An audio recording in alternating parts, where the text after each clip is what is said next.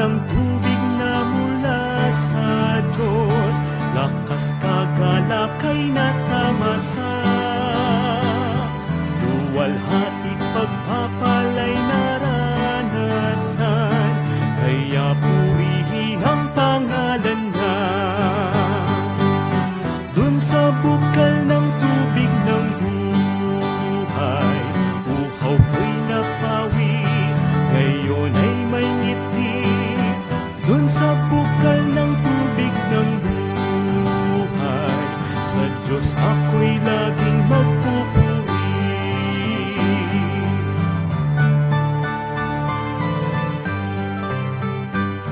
Kaibigan, kung ikaw ngayon ay lalapit sa paanyaya ni Jesucristo,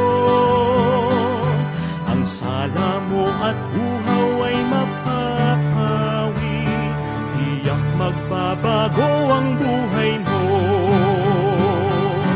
Dun sa bukal ng tubig ng buhay, uhaw ko'y napawi, ngayon ay may ngiti.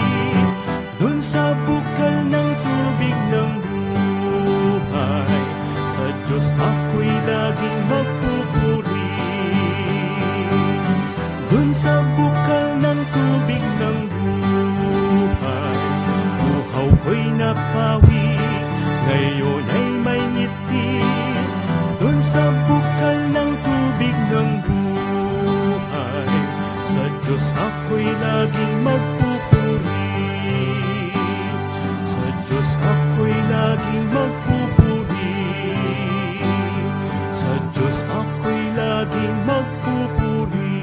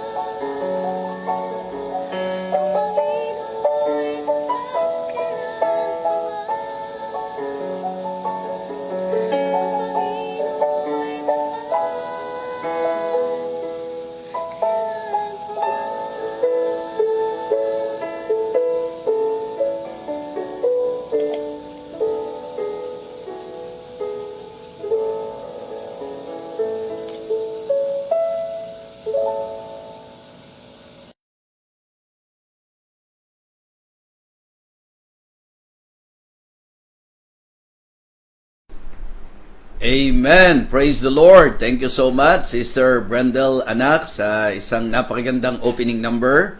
Magandang gabi po sa bawat isa, sa bawat mga taga-subaybay ng ministeryong ito. Ipinapaabot ko po ang aking pagbati sa pangalan ng ating Panginoon. Nawa ang bawat isa po ay nasa mabuting kalagayan. Sa anumang bansa na inyong kinaroroonan, nasaan man po kayo sa sandaling ito, ang aking pong panalangin sa Diyos ay ang pag-iingat po sa bawat isa.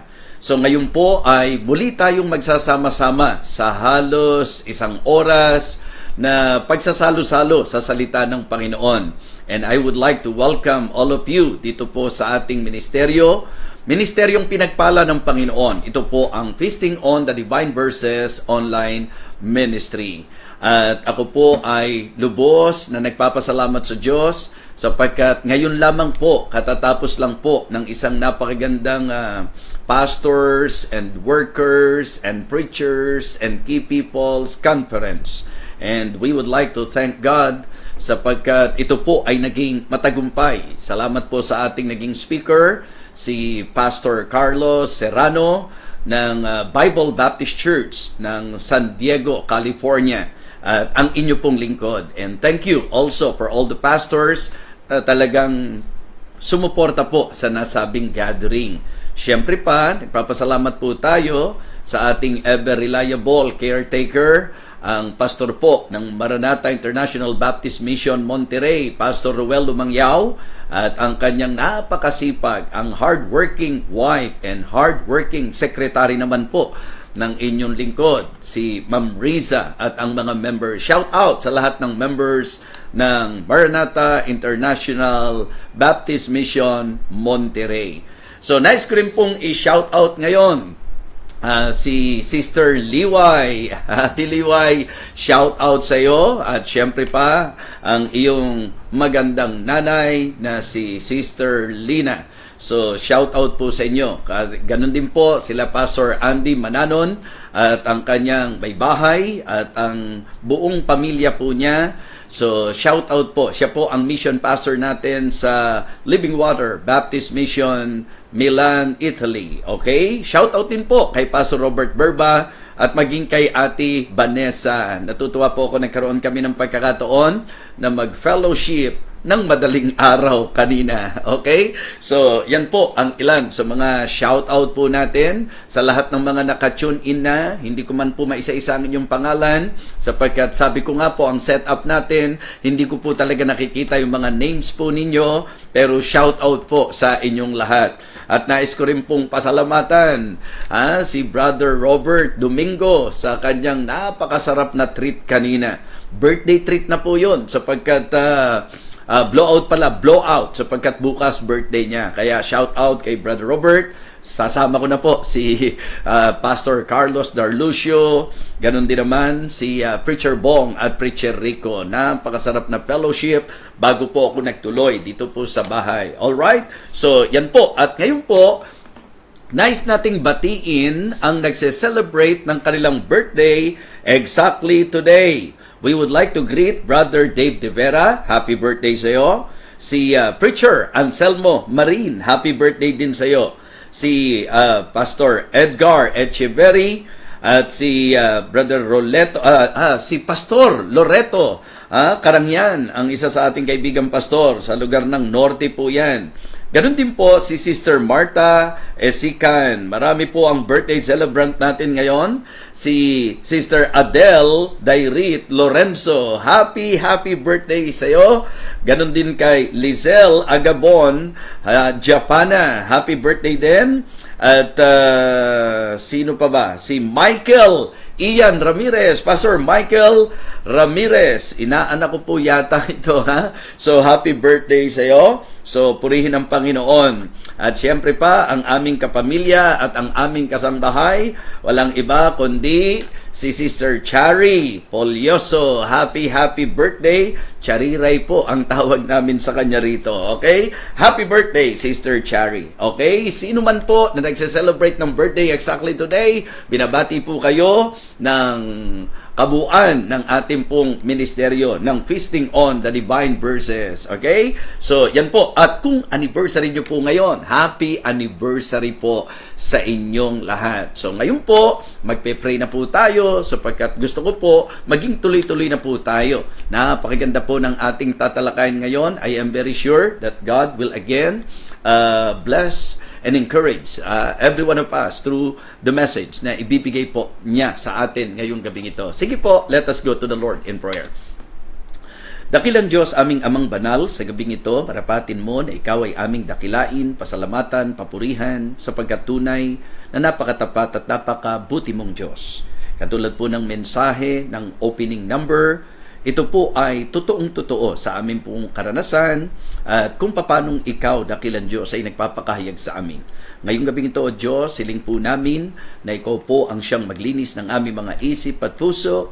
Nawa, marapatin mo na kami po ay makatanggap ng pagpapalang buhat sa iyong salita. Wala po nawang maging hadlang, dakilang Diyos, sa pagpapalang ito. Gamitin mo po ang aming magiging pagsasalo-salo bilang tugon sa aming pong presenting sitwasyon at sa aming pong maaaring presenting laban na kinakaharap sa buhay po namin ngayon. May we realize, Heavenly Father, na meron po kaming ever reliable God, na meron pong Diyos na laging nandiriyan para po sa amin. And thank you for that assurance, Heavenly Father. And tonight, Lord, nais ko po na pagpalain mo ang lahat ng mga birthday celebrants, ang mga nagsaselebrate din po ng kanilang anniversary. Ganun din po, dakilang Diyos, nagpapasalamat po kami sa iyo sa tagumpay ng mga nakaraang gawain. At ang hiling ko po, O Diyos, ngayong gabing ito, kami po ay iyong patuloy na pagpalain at nawa kausapin sa pamagitan po ng mensahe. Hiling ko pong patuloy ang aking mahal na kapatid, si Aida, Panginoon. May you continue to strengthen her, help her, O God, to completely recover sa kanya pong karamdaman.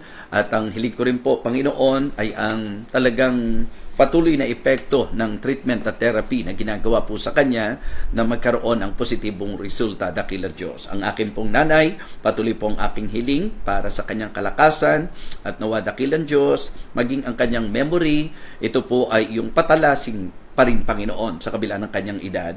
Dakilang Diyos ang aking mga kapatid at ang kanilang mga pamilya. Nawa, tugunan mo po sila sa kanilang mga pangangailangan, ingatan mo po sila sa kanilang pang-araw-araw na lakad at mga gawain, Panginoon.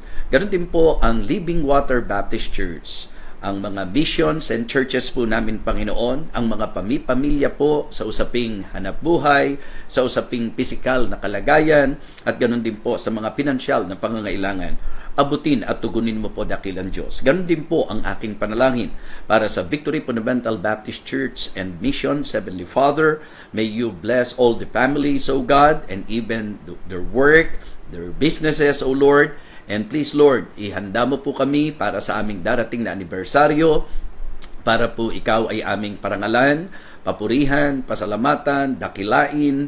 Panginoon, salamat po sa iyong patuloy na paggabay sa Victory Fundamental Baptist Church. Salamat po sa mga members na talagang faithful, dakilang Diyos, at talagang nagpapatuloy sa kabila ng lahat ng mga dinaanang sitwasyon. Salamat po sa iyong patuloy na pagpapala at marapatin mo, O Diyos, na sa selebrasyon po namin, makasama po namin, maging si Brother Eddie Mesa. May you continue to give him strength, O God, good health, sa kabila po ng kanyang edad, makapagministeryo pong patuloy sa iyo bilang singing evangelist, Heavenly Father. Kasama rin po si Mami Rosemary, pagalingin mo rin po siya at palakasin lagi, dakilang Diyos. Panginoon, hiling ko rin po na ikaw ang siyang patuloy na magbigay din ng recovery para kay Congressman Bishop Benny Abante. Nawa ang kanyang kalagayang pisikal ay patuloy mo pong hipuin, dakilang Diyos, palakasin mo po siya at gamitin mo rin po lahat ng treatment na ginagawa po sa kanya. Si Seb, Panginoon, hiling din po namin na ikaw pong magpagaling sa kanya at ang lahat ng mga may karamdaman na hindi ko man po mababanggit isa-isa ang kanilang pangalan, pero hiling ko po na ikaw ang umabot sa kanila, dakilang Diyos, at magbigay ng kalakasan. Si Teacher Tessie, Panginoon, patuloy po ang aking panalangin na siya po ay iyong palakasin physically, ang kanya pong kalagayan na talagang magandang mapalakas at mapagaling na po, dakilang Diyos. Hiling ko po na abutin mo po ito, dakilang Ama. Panginoon, hiling ko rin po na ikaw ang siyang mag-iingat sa mga kapatiran po na marahil nasa biyahe po ngayon at sa lahat ng naabot ng ministeryong ito. Ang aking pong mahal na asawa, si Maris, may you continue to protect her and please Lord, bless her sa lahat ng gawa ng kanyang mga kamay. Si Sophia, dakilang Diyos, siling ko po ang patuloy na paggabay mo rin sa kanya at ang karunungan po sa kanyang pag-aaral at ang everyday protection din po, Panginoon, lalo na sa kanyang pagdadrive at sa kanyang araw-araw na paglabas at hiling ko po ang iyong patuloy na gabay sa kanya, lalo na sa spiritual na larangan po ng kanyang buhay. Salamat po, O Diyos, sa pagpapala mo sa aming pamilya. Salamat po sa laging pagtugon mo sa aming mga panalangin. Dakilang Diyos, siling ko rin po na pagalingin mo po Sister Junlie, Panginoon. Ikaw po ang siyang magbigay ng kalakasan sa kanya at ang hiling ko rin po ay ang gabay mo sa mga desisyon na dapat po niyang gawin para po sa kanilang buhay, paghahanap buhay. Ikaw po, dakilang Diyos, ang siyang gumabay. Si Sister Queenie, Panginoon, hiling din po namin na siya po ay abutin mo, pagpalain mong patuloy, at salamat po sa ginagawa mo sa kanya at sa pagtugon mo po sa mga panalangin namin, lalo na sa mga specific prayer request po niya, dakila Diyos. Ikaw po, Panginoon, ang lagi naming inaasahan na magpapala rin po ng gawa ng kanyang mga kamay. Dakilang Diyos, hiling ko rin po na ikaw ang siyang magbigay ng patuloy na pangangalaga sa iyong lingkod, lalo na po sa halos araw-araw na pagmiministeryo, ang mga pangangaral, karunungan po na aking laging kailangan, yung pag-abot po sa kalagayan po ng bawat mga mananampalataya, maging sa mga pagkakataon po na nabibigyan ng pagkakataon para sa mga evangelistic meetings, nawa Panginoon, ito po ay maging mabunga. Ang mga engagement po ni Pastor Robert Berba, dakilang Diyos, siling ko po, nagagabayan mo rin po siya at bibigyan ng wisdom. Panginoon, salamat po sa naging matagumpay na dedication po ng church, ng Living Water Baptist Church, Caloocan, sa panguna po ni Pastor Joseph Guzman. Salamat po sa mapagpalang linggo ng aming pagdiriwang. Salamat po sa ginawa mo sa kanilang gawain, dakilang Diyos. Kung paano nakita mo, kung paano pong nagtapat ang iyong lingkod, ang kanyang pamilya at ang mga members ng Living Water Baptist Church, Caloocan.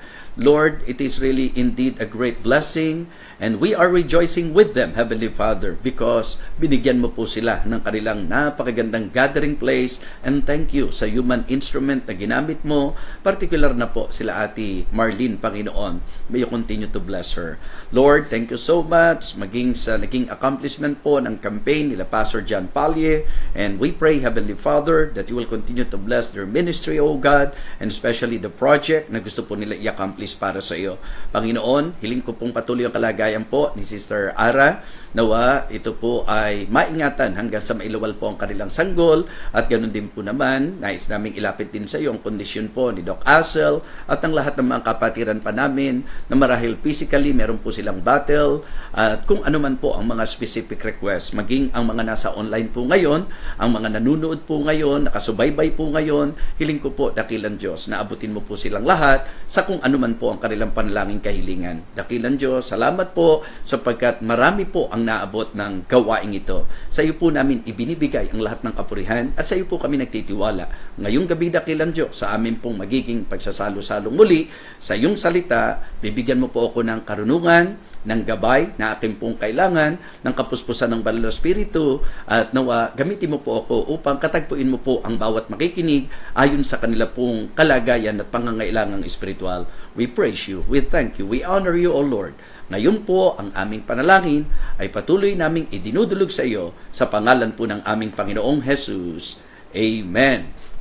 Amen. Okay, so shout out din po doon po kay Sister Marites, ayan, ng Caloocan at ganoon din po doon sa mga nasa Kasiguran, okay? Nung kami po ay bumiyahe po doon, natuwa po ako sapagkat sila Darwin, na-meet ko po sila roon, sila Gillian at yung kanilang mga kasamahan, kasama na po sila Pastor Tiburcio. Okay? So, yan po mga kapatid, ang aking pong patuloy na pagbati sa inyong lahat. I am very excited. Kahapon po actually, nakipag-usap na po ako kay Deacon Bong na magpapalit po kami na siya po muna ang Tuesday at ako po ang Monday. Pero dahil nga po sa merong biglaang fellowship po na kinailangan ko pong puntahan. So, nagbalik pa rin po doon sa talagang schedule po namin. Kaya, hindi po coincidence yan. Kailangan po natin yung mensahe kagabi. And I believe, ngayon po itong mensaheng kailangan po ng bawat isa sa atin. Okay? So, kung tayo po ay handa na, makinig muna po tayo ng special number para patuloy pang ihanda ng Diyos ang ating pong puso. At pakinggan po natin ang ating birthday celebrant.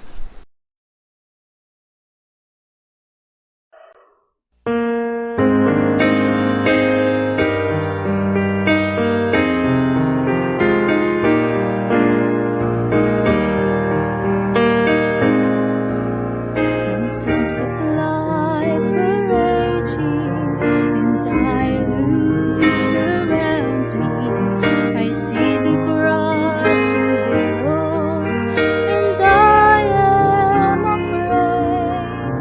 But when I look at Jesus and cry to Him for mercy, His outstretched hand reminds me He's the Master of the waves. When He is my joy is unspeakable. When He is my strength, I can do all things. When He is my peace, it passes understanding. When Jesus is my song, I always have a reason to sing. When I am tempted to seek for contentment in temporary pleasures this world offers today, but when I look at Jesus, again I am reminded the peace and joy He gave me, they will never pass away. When He is my joy is unspeakable. When He is my strength, I can do all things. When He is my peace, it passes understanding. When Jesus is my song, I always have a reason to sing. Friends may fail and trials come, circumstances change. Jesus is the only one who is always the same. When He is my joy is unspeakable. When He is my strength, I can do all things. When He is my peace, it passes understanding. When Jesus is my song, I always have a reason to sing. When Jesus is my song, I always have a reason to sing. He's the reason I sing.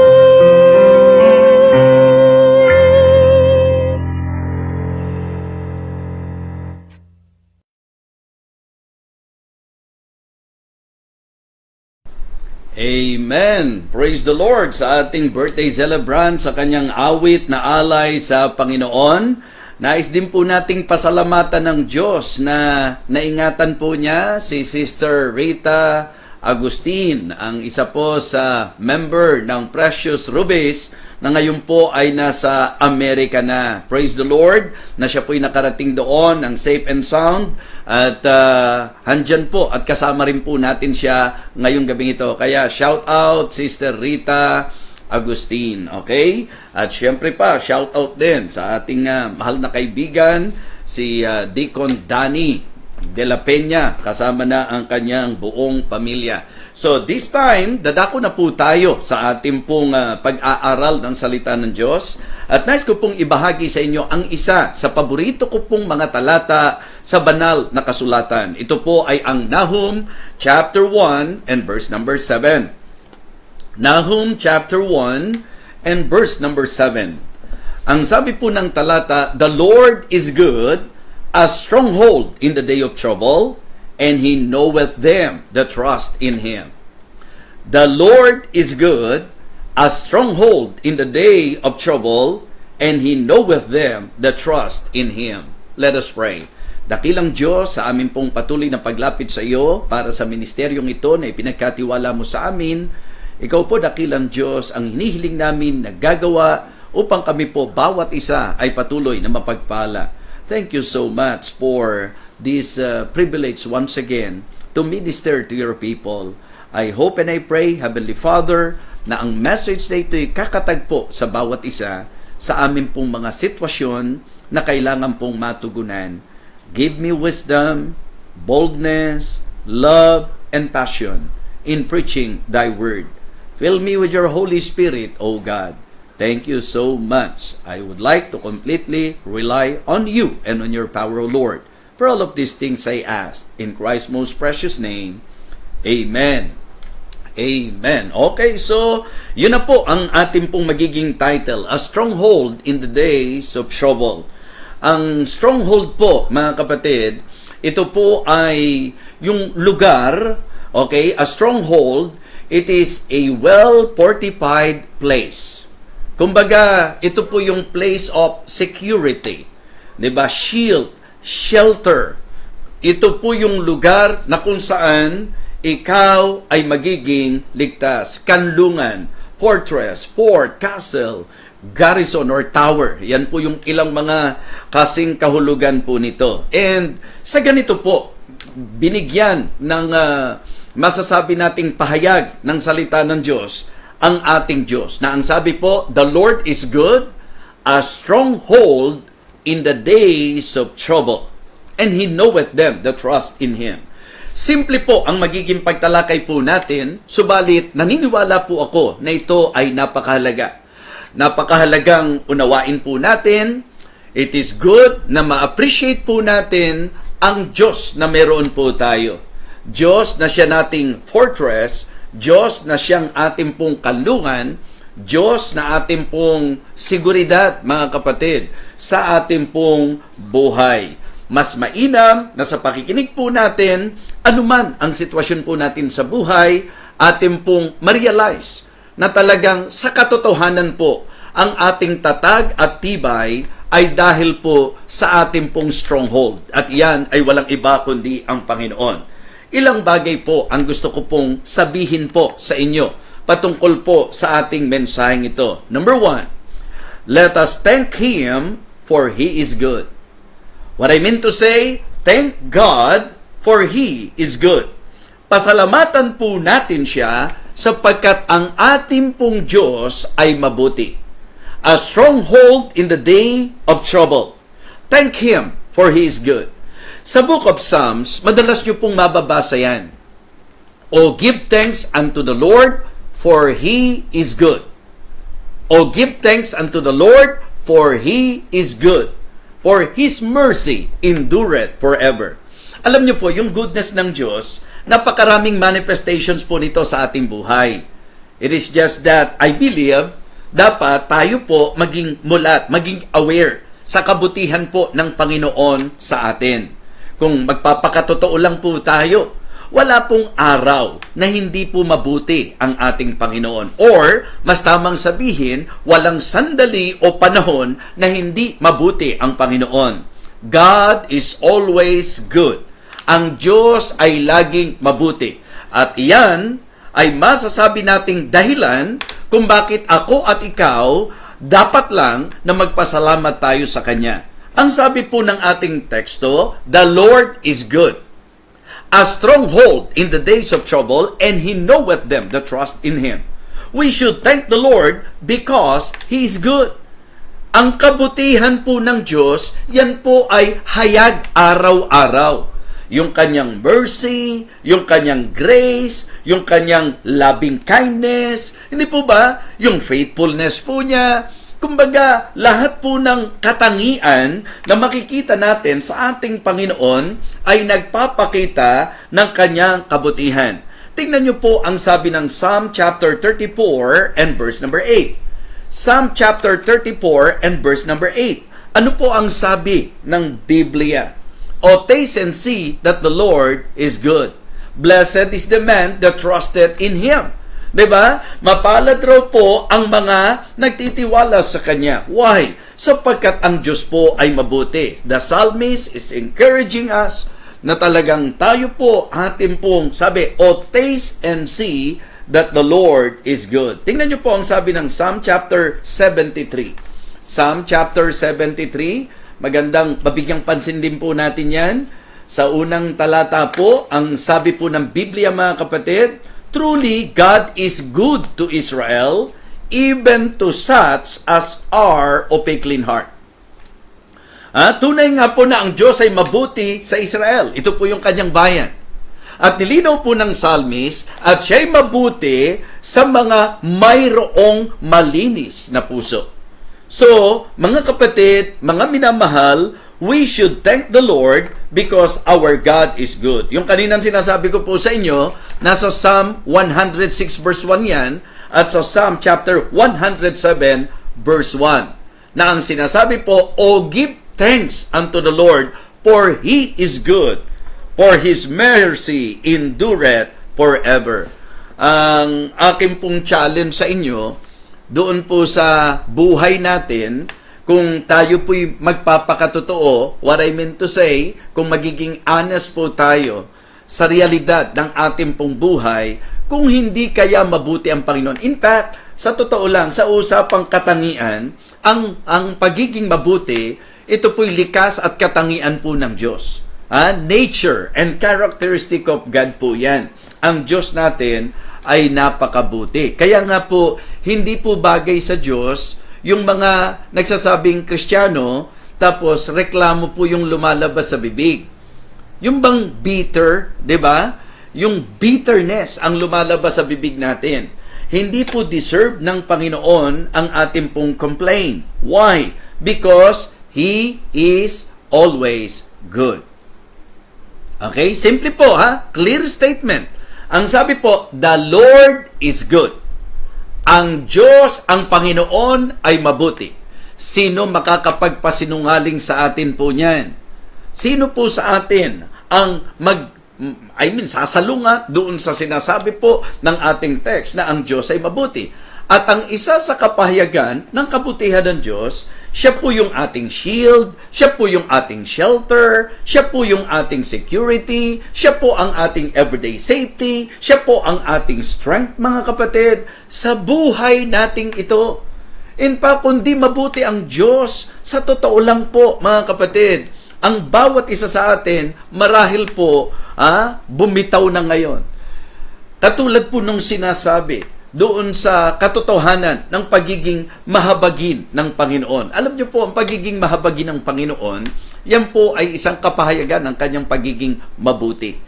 Yes, opo, pagka ang tao po ay mabuti, nandoon po yung tinatawag na kahabagan. Ano po? So, kaya importante po na ako at ikaw, ma-appreciate po natin, we need to be thankful and be grateful because our God is good. Because the Lord is good. Kung ikaw ay agree na ang Diyos ay mabuti, just type Amen. Iparamdam natin, yes, Amen. The Lord is good. He is really good. He is really wonderful. And I really appreciate God sa kanyang goodness sa aking buhay. So, ito po ang isa sa magandang sinesentruhan ng mga nagsasabing Kristiyano sa buhay niya. Yung kabutihan ng Panginoon. Pagka ikaw ay nagdwell sa kabutihan ng Panginoon, mapapa-thank you Lord ka. Amen? Mapapa-praise the Lord ka. Yan ang tiyak na magiging bunga po nito. Pagka ako nakasentro sa kabutihan ng Diyos, tingnan nyo po. Paggising mo sa umaga at nagising ka, Di ba? Kabutihan ng Diyos yan. Kasi sa totoo lang, pag natulog tayo, wala na tayong control sa ating mga sarili. Wala na po tayong masasabi po nating magagawa kapag tayo po ay natutulog. Pero may Diyos na mabuti na nakabantay sa atin. Amen? Pag tayo nagising, may Diyos na mabuti na nagdugtong ng buhay natin. Pag tayo po ay kakain, may Diyos na mabuti na tumugon sa pangangailangan natin. Sabi ko nga sa message ko po nung Sunday, sa Living Water Baptist Church, Caloocan. Shout out sa inyong lahat muli dyan. And nakikigala kami sa inyo. Damang-dama ko, talagang overwhelming ang naging blessing ng Panginoon sa inyo. Sa isang iglap, wow, napakagandang gathering place, napakagandang worship place para po sa Kanya na mahirap ipaliwanag, pero talagang dahil mabuti ang Panginoon, amazing talaga ang kanyang ginagawa sa ating pong buhay at sa ating pong mga ministeryo. So, araw-araw po yan. Sa bawat galaw, kilos, gagawin natin, we cannot deny the fact that God is really good. Yung pong may trabaho tayo, kabutihan ng Diyos yan, doon tayo mag-dwell mga kapatid.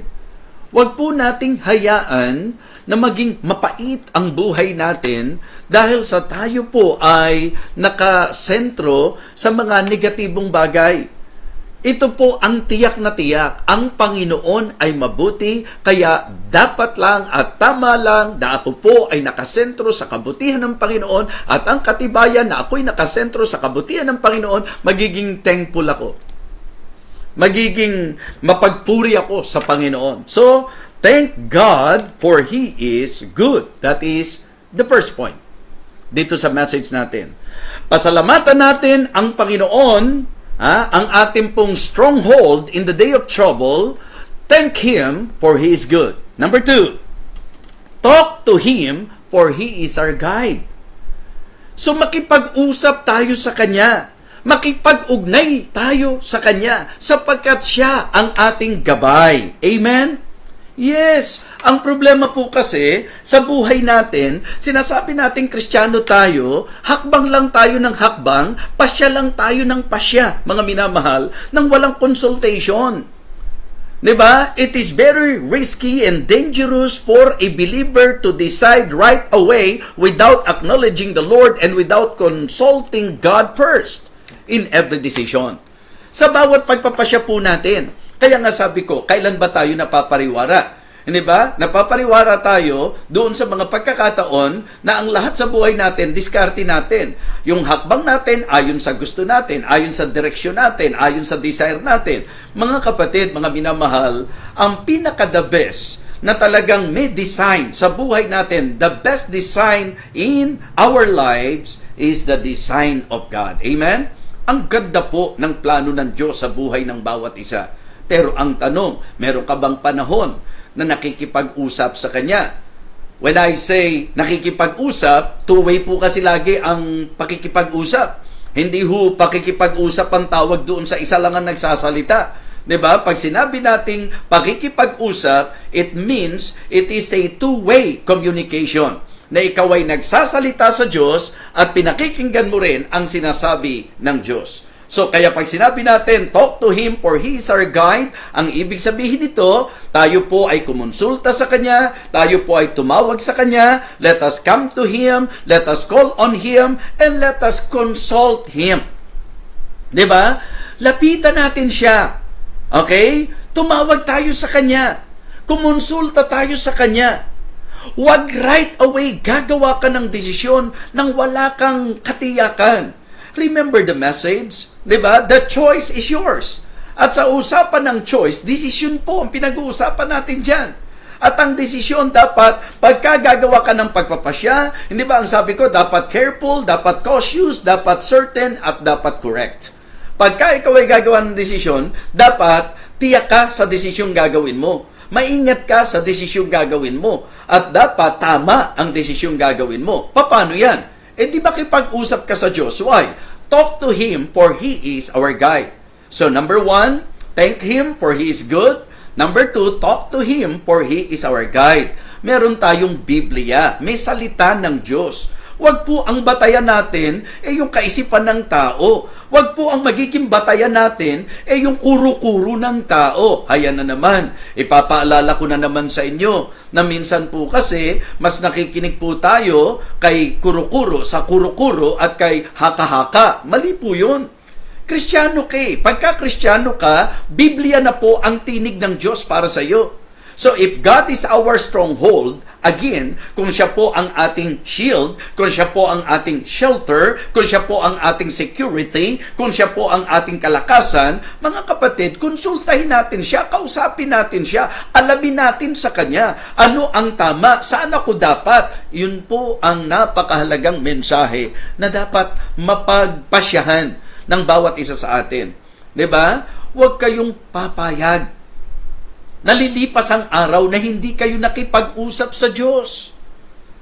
Huwag po tayong hahakbang ng mga bagay na walang katiyakan. Wala ang security doon. 'Di ba? Hindi po safe na magdi-decide ka nang wala kang kasiguruhan kung iyan ba ang sinabi ng Panginoon, kung iyan ba ang talagang gabay ng Panginoon. Let us develop that attitude, yung bang attitude of prayer. Yung always pray, always talk to God. Again, come to Him, call on Him, and consult Him in everything. Talk to Him, for He is our guide. Thank Him, for He is good. Yan po ang ating pong magandang maunawaan at ma-realize ngayong gabing ito sa ating pong pag-aaral. At siguro po, kung may mga pagkakataon po na nakikita natin, bakit lihis ang aking lakad? Bakit parang wala ako sa tamang direksyon? Bakit parang nagkakawindang-windang ang buhay ko? Bakit hindi nagmamaterialize yung mga pinaplano ko sa buhay ko? So, yun po ay mga katanungan na dapat magdala sa inyo sa kaisipan. Ito ba ang gabay ng Diyos? Ito ba ang sinabi ng salita ng Diyos? Ang Kristiyano po, talagang ang ating pong kasiguruhan ay ang gabay ng ating Panginoon. So, let us be guided always in everything, in every decision sa buhay natin. Make sure na ikaw ay nasa gabay ng Panginoon. Makipag-usap muna tayo sa Kanya. Kung ikaw ay nag-aaral, huwag kang basta kumuha ng kurso na gusto mo. Talk to Him first and let Him guide you. Amen? Para secure tayo. Yun po yung aking pong naisip parating sa mensaheng ito. Talk to Him, for He is our guide. Mga kapatid, napakalaki ng role ng salita ng Diyos sa ikatatagumpay ng isang tunay na Kristiyano. Alam niyo po ang sabi niya kay Joshua, di po ba? Joshua 1:8, This book of the law shall not depart out of thy mouth, but thou shalt meditate therein day and night. Ano po ba yung idea nung thou shalt meditate therein day and night? 'Di ba? So, araw at gabi, magbulay-bulay ka. Anong pagbubulayan mo? Di, ayon sa konteksto, this book of the law shall not depart out of thy mouth, but thou shalt meditate therein day and night. Kaya mga kapatid, sa totoo lang po, sa pagbabasa nyo ng Biblia, sa pakikinig nyo po ng mga mensaheng katulad nito, ito po'y mga paraan at pagkakataon na ang Diyos po ay nakikipag-usap sa atin. And ito po yung dapat medyo particular po tayo. Yung oras, dapat nga, nagse-set aside talaga tayo ng time na makikipag-usap tayo sa Panginoon. Remember, ang sabi po ng psalmist, He that dwelleth in the secret place of the Most High shall abide under the shadow of the Almighty. Lilimliman ka ng Panginoon. Siya ang iyong magiging kanlungan. Siya ang magiging protection mo. Siya ang kaligtasan mo kapag ka ikaw ay talagang nakikipag-ugnay sa Kanya. Ang ating pagbabasa ng Biblia at ang ating pakikinig sa mensahe ay pagkakataon na kung saan ang Diyos ay nakikipag-usap or nangungusap sa atin. Kaya nga, sabi natin, yung prayer, ikaw ang nagsasalita, nakikipag-usap ka sa Diyos. Pagka po nagbasa ka ng Bible, yan naman ang paraan ng Diyos na siya'y nakikipag-usap sa iyo. Kaya sa totoo lang po, yung mga tama ng salita ng Diyos sa atin, hindi dapat ikinanenegatibo po yan. Okay? Nakuha nyo yung gusto kong ipunto, mga minamahal? Na kapag ka ikaw ay tinatamaan ng salita ng Diyos, hindi magiging kapakinabangan sa iyo, hindi ka magiging better Christian kung negative ang magiging pagtanggap mo dito.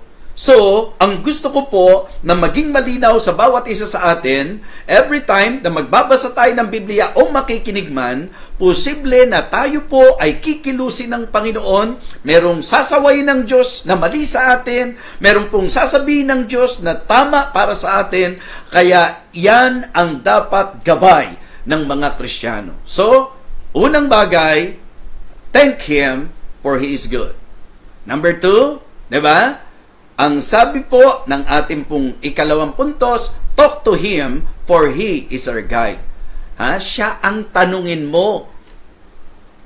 Hirap na hirap ako. Hindi ko maintindihan yung nangyayari sa akin. Bakit ang dami kong problema? Bakit samot-sari ang problema ko? Ano ba ang dahilan ng lahat ng ito? Hindi ko talaga maintindihan. Kung hindi mo maintindihan, lumapit ka sa pwedeng magbigay sa iyo ng understanding. Kung may mga tanong ka, lumapit ka doon sa makasasagot sa katanungan mo. And I am telling you, ngayong sandaling ito, na ang Diyos ay may sagot sa ating pong mga tanong.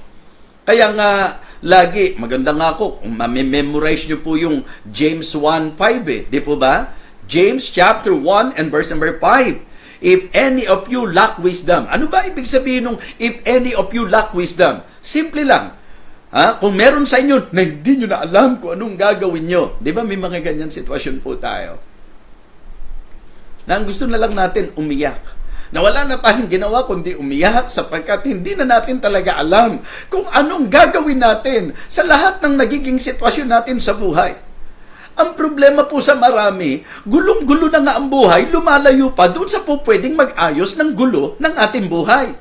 So sa panahon po na tayo naguguluhan, ang solusyon paglapit sa Diyos na magbibigay sa iyo ng karunungan.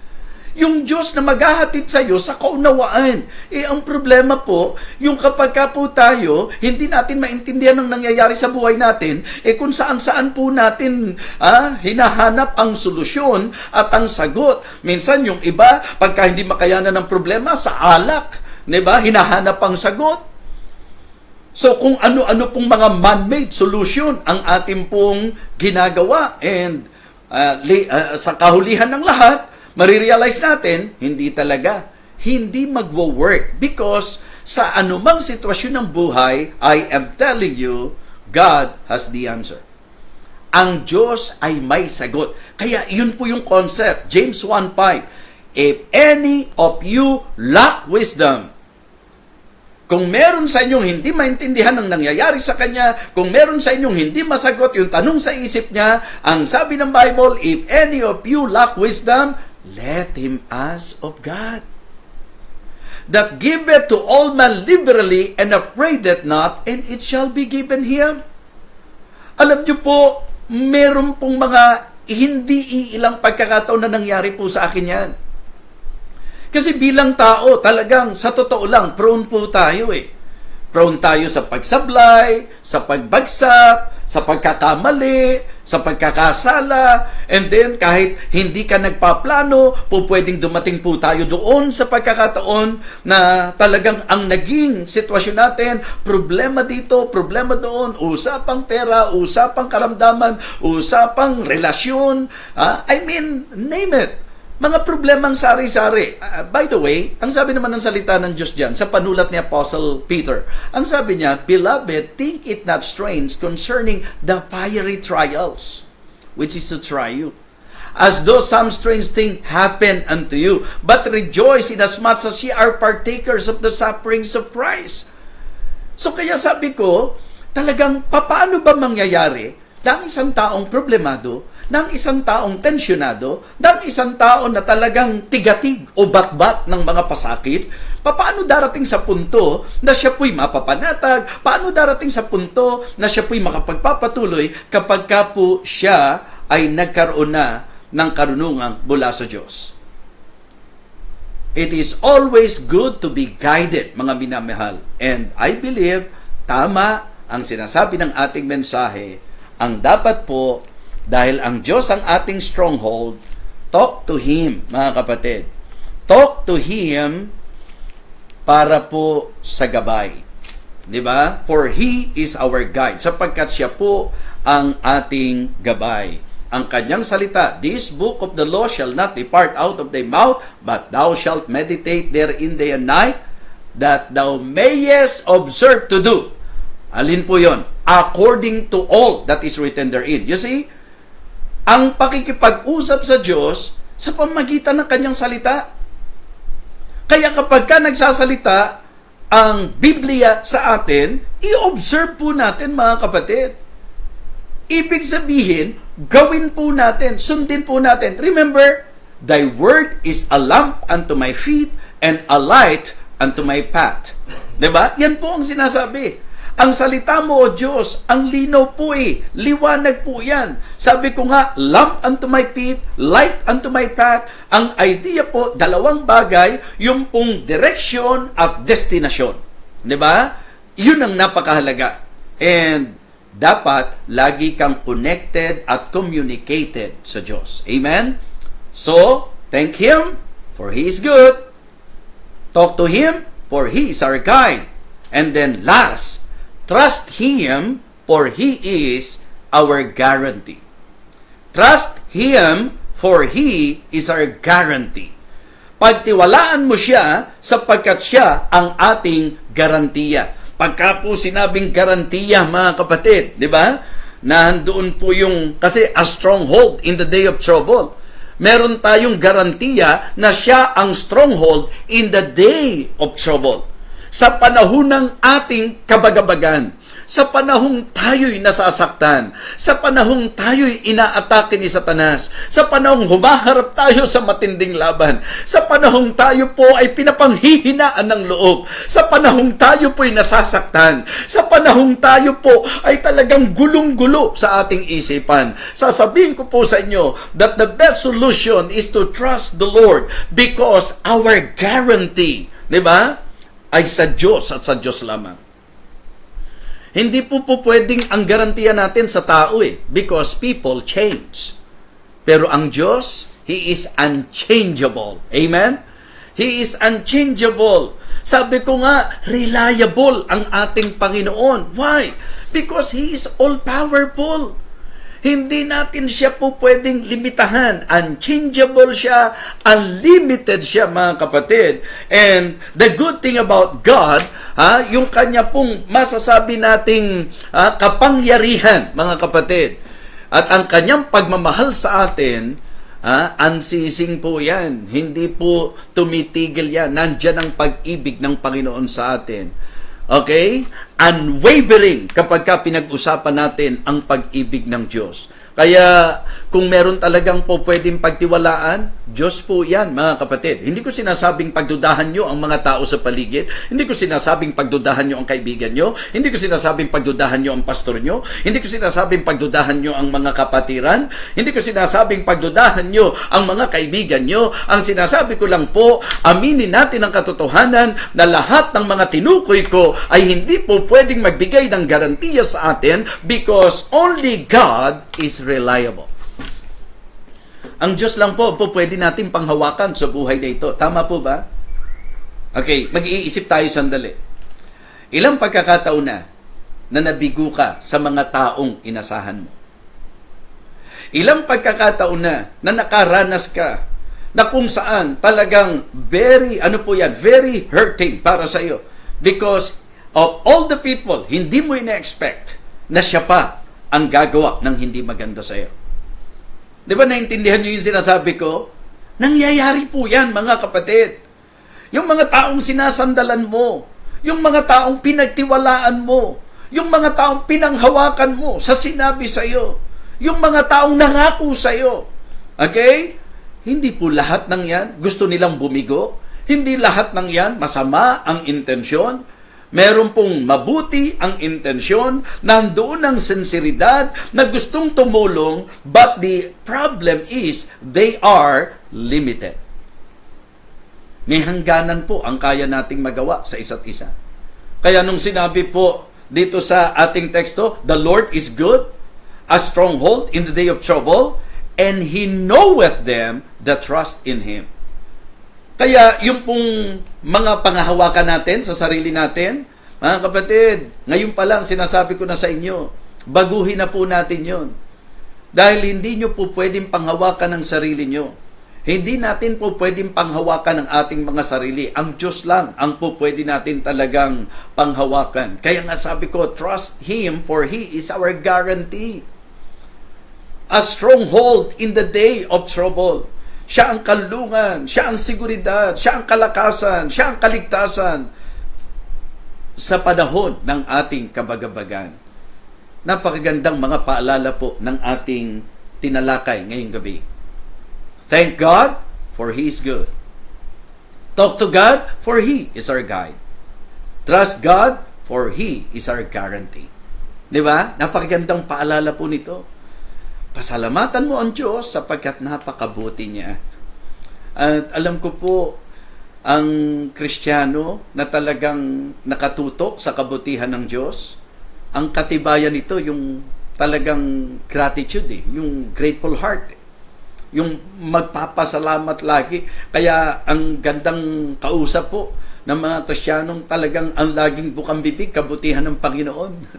Napakabuti po talaga ng Diyos. Yung kapag kami mga magagandang nangyari, napakabuti ng Panginoon. Kapag ka po doon sa mga crucial situation na naranasan niya yung rescue ng Panginoon, kapag kami accomplishment, pag kami achievement, pagka po merong mga ilang masasabi po nating naging tagumpay, ang nakasentro, napakabuti talaga ng Panginoon.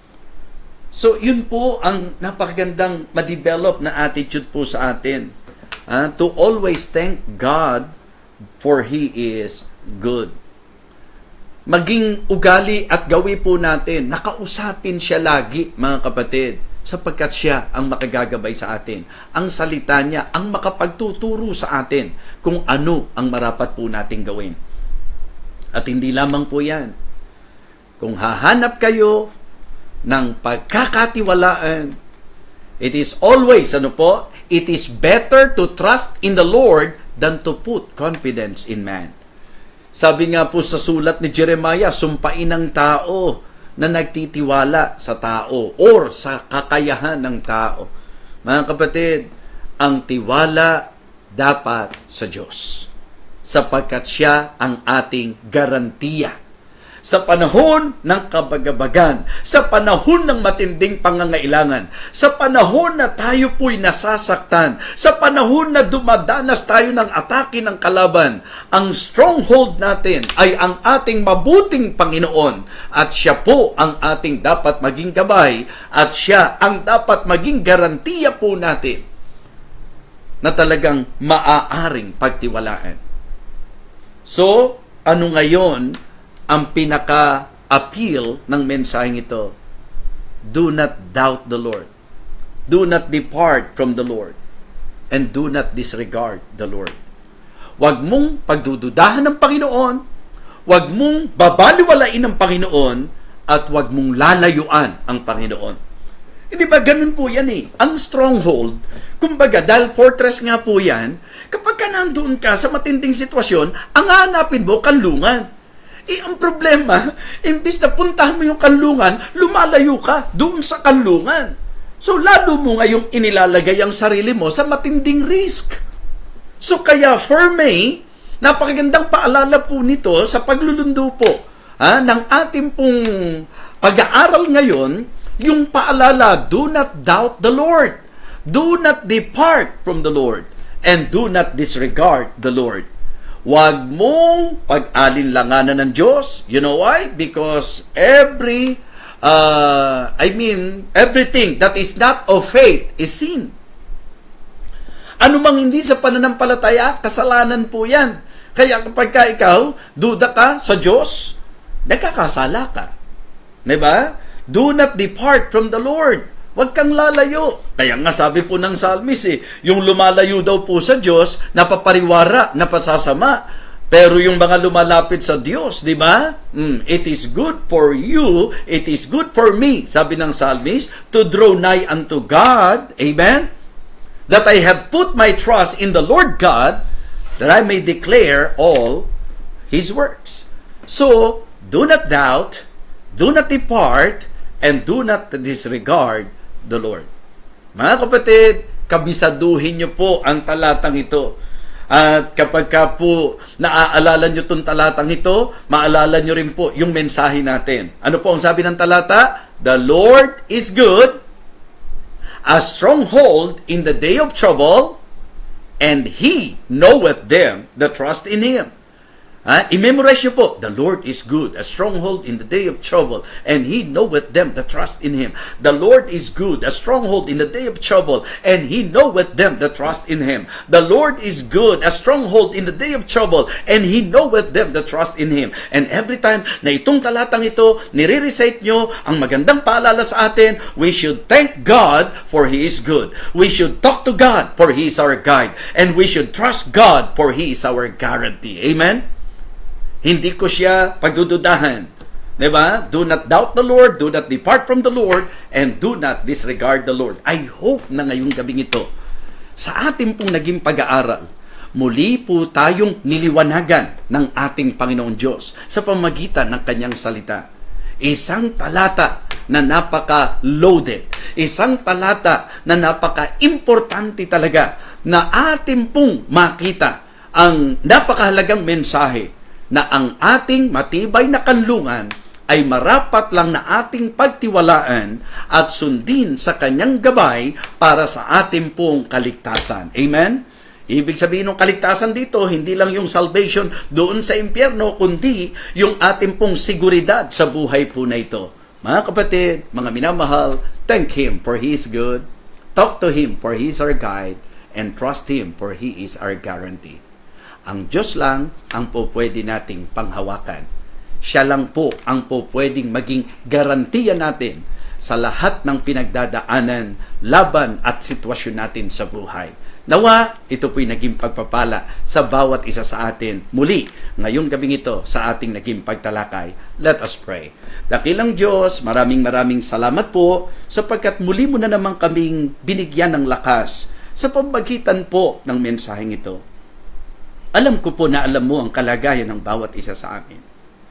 Alam mo po sa mga nanonood ngayon kung sino po ang pagod na, kung sino po ang lubos na nasasaktan, kung sino po ang mga naguguluhan, mga dumarating sa kaisipan ng mga pagsuko, pagtalikod at pag-ayaw. O Diyos, alam ko pong naiintindihan mo kami bilang tao.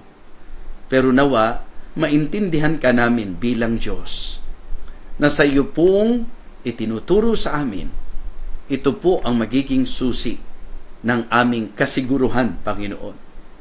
Yung ikaw po ay aming kilalanin sa iyong kabutihan.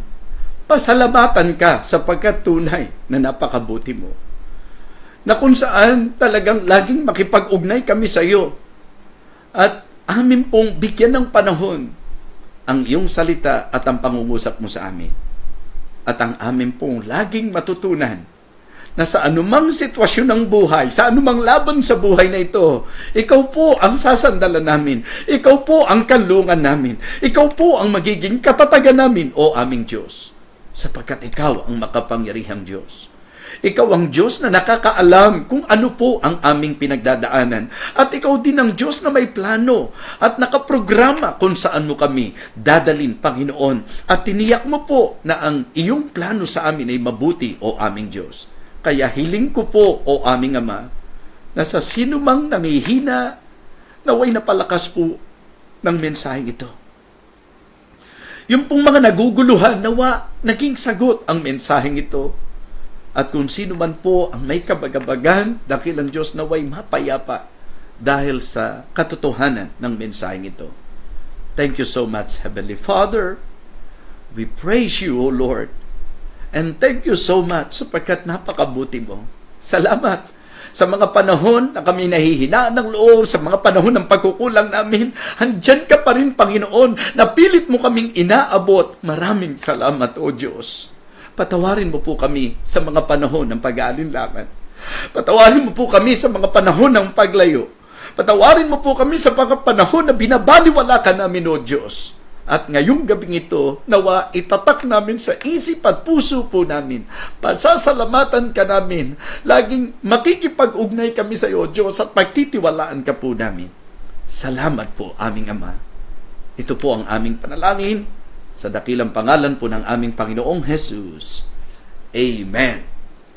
Amen. So, purihin po ang Panginoon at ang aking pong laging panalangin, talagang ang Diyos ang siyang sumagot sa ating pong mga katanungan sa buhay at ang aking pong talagang inaasahan, ang mensaheng ito ay magdadala po sa atin sa isang buhay na may gabay at may tiyak na direksyon. Buhay na may kaligtasan. Ito pong muli ang inyong lingkod, Evangelist Fernando de Vega, na alam niyo po na ang tibok ng puso, lagit-lagi, ipangaral ang salita ng Diyos at parangalan, walang iba kundi ang ating Panginoon Diyos. Ingat po kayo. God bless you all. To Him alone be the glory.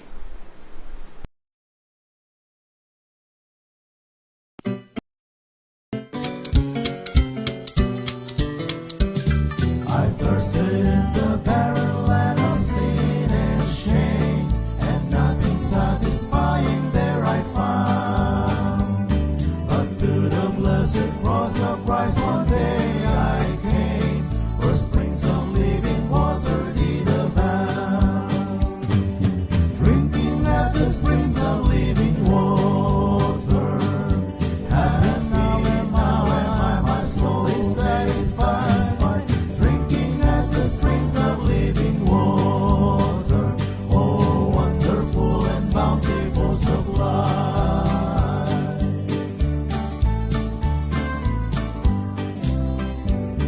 How sweet the living water from the hills of God, it makes me glad and happy all the way. Now glory, grace and blessing mark the path I trod, I'm shouting hallelujah every day.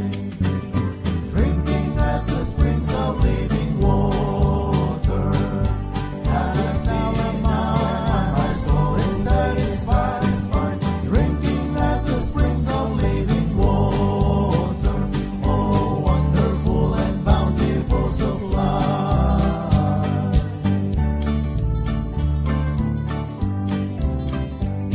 Oh sinner, won't you come today to Calvary? A fountain there is flowing deep and wide. The Savior now invites you to the water free, where thirsting spirits can be